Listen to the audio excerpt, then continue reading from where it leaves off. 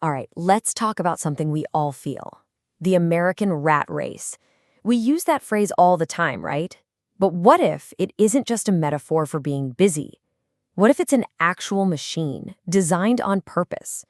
Today, we're going to dig into an explainer that argues exactly that. You ever have that feeling? You're working your tail off, you're paying your bills, but you're just running on a treadmill that seems to get faster every year. You're not imagining it. That feeling of running like crazy just to stay put is something so many of us are dealing with. The real question is, why? Well, the source material we're looking at today has a pretty bold answer. It argues that this feeling isn't some random accident of modern life. It's a system that was carefully constructed piece by piece over the last century, all to keep us in this loop of work and consumption. Now, that's a huge claim, so let's see how the argument gets built. The source we're examining lays this out in a few key stages, starting with the core idea that this race was planned. It didn't just happen by itself. Okay, so if it was engineered, you have to ask, who were the engineers? Any good investigation needs to name names. And the source we're looking at points to some very powerful figures who it claims laid the intellectual and social groundwork for all of this. The first part of the argument is that this all started with our minds. The claim is that the very first step was psychological, to shape how the workforce thinks and what it values. And the source puts two fascinating and very different figures at the center of this. On one side, you've got the ultimate industrialist, John D. Rockefeller. And on the other, the sharp-tongued critic and satirist, H.L. Mencken. Now, that's an unlikely pair for sure, but the argument is that they were both seeing the same machine being built, just from completely opposite sides. And here is what the source presents as a key piece of evidence. This is a quote from a 1906 document from the General Education Board, which was founded by Rockefeller. And it's pretty blunt. The source points to this as the smoking gun.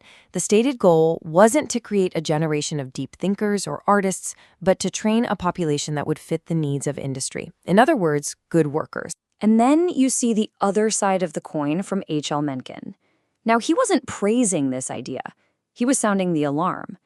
He was looking at the public education system of his time and seeing a machine for conformity, a way to, in his words, breed a standard citizenry. He saw it as a system designed to make everyone the same, to make them predictable. Okay, so the argument is that the psychological foundation was laid first.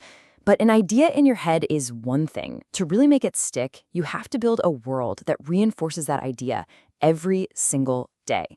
So how was that done? Well, the next part of the source's argument is that the system needed a physical framework, a kind of cage. And the claim is that our world was literally reshaped to create dependency, specifically a dependency on the automobile. The linchpin of this entire physical argument is an event known as the Great American Streetcar Scandal. It sounds dramatic, I know. But before the car was king, many American cities had these incredible public streetcar systems, and the source claims they were torn down on purpose. So let's just look at this timeline. Before World War II, you could get around a lot of cities easily on a streetcar.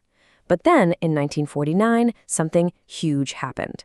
General Motors, Firestone, and Standard Oil were actually convicted of a criminal conspiracy to buy up and destroy these very streetcar systems.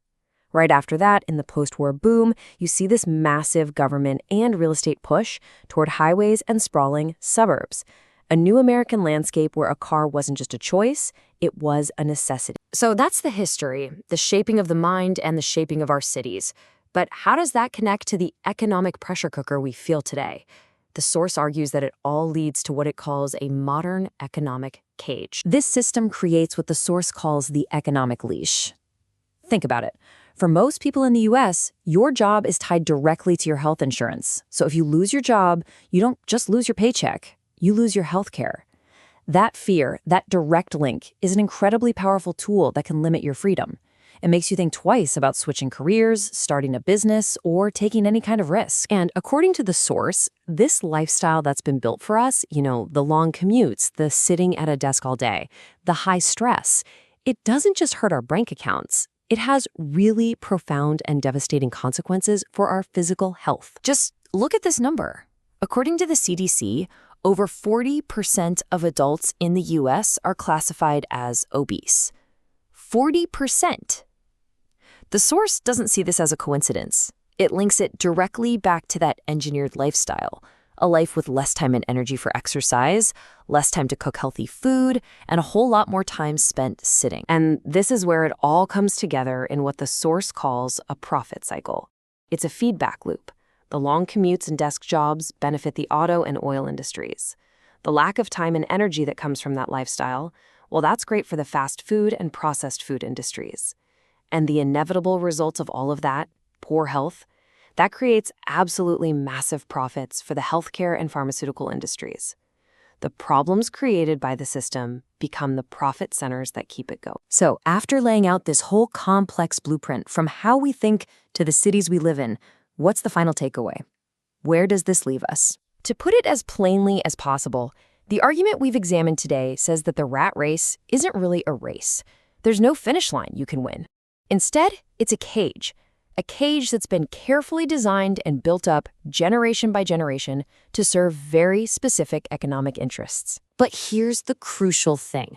The point of presenting this argument isn't to make you feel hopeless. It's the exact opposite, because you can't escape a trap until you know you're in one. Understanding the design of a system is the very first step toward finding your own way out. So, you've now been shown the alleged bars of the cage, and the final question this explainer leaves us with is, what's next?